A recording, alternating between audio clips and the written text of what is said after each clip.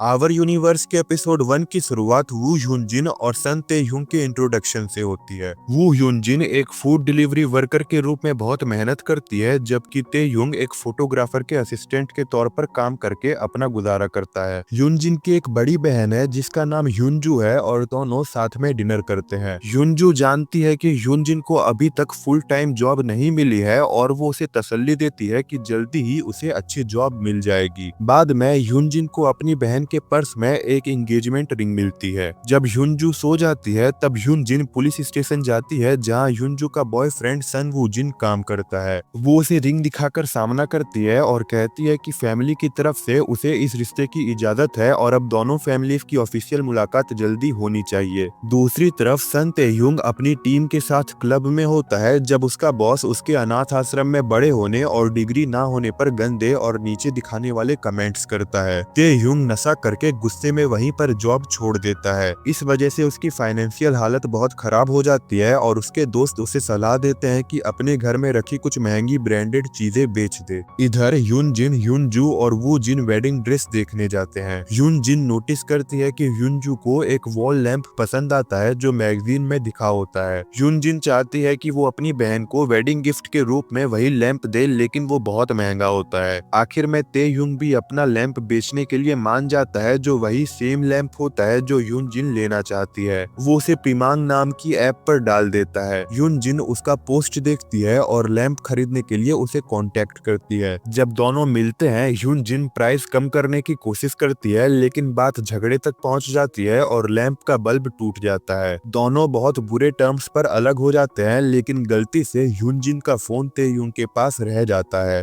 Phone के photos और messages देखकर तेह्युंग को पता चलता है कि ह्यूनजिन की बहन तेह्युंग के भाई से शादी कर रही है, जिससे वो बहुत सालों से नहीं मिला। फिर एक फ्लैशबैक दिखाया जाता है जहां छोटा तेह्युंग रो रहा होता है और उसका बड़ा भाई उसे छोड़कर जा रहा होता है। अगले दिन तेह्युंग फैमिली मीटिंग में जबरदस्ती पहुंच जाता है और अपने भाई पर इल्जाम लगाता है कि उसने उसे अनाथ आश्रम में छोड़ दिया था। तेह्युंग गुस्से में वहां से चला जाता है और वूजिन से कहता है कि अब उन्हें कभी एक दूसरे से नहीं मिलना चाहिए। फिर एक फ्लैशबैक में दिखाया जाता है कि वूजिन तेह्युंग का बर्थडे मना रहा था और उसे कैमरा और नए शूज खरीद कर दिए थे। फिर वो उसे अनाथ आश्रम ले जाता है और कहता है कि यहीं रुकना, मैं जल्दी वापस आऊंगा। अगला सीन ह्यूनजू और वूजिन की शादी का होता है। तेह्युंग शादी में नहीं आता। फिर कहानी 3 साल आगे बढ़ जाती है। तेह्युंग फोटोग्राफी छोड़ देता है और अब एक कॉर्पोरेट जॉब करता है। उसकी मेहनत रंग लाती है और वो अपने लिए एक अपार्टमेंट भी खरीद लेता है। दूसरी तरफ ह्यूनजिन एक ऑफिस में काम करती है, लेकिन फिर से उसे फुल टाइम जॉब के लिए सेलेक्ट नहीं किया जाता।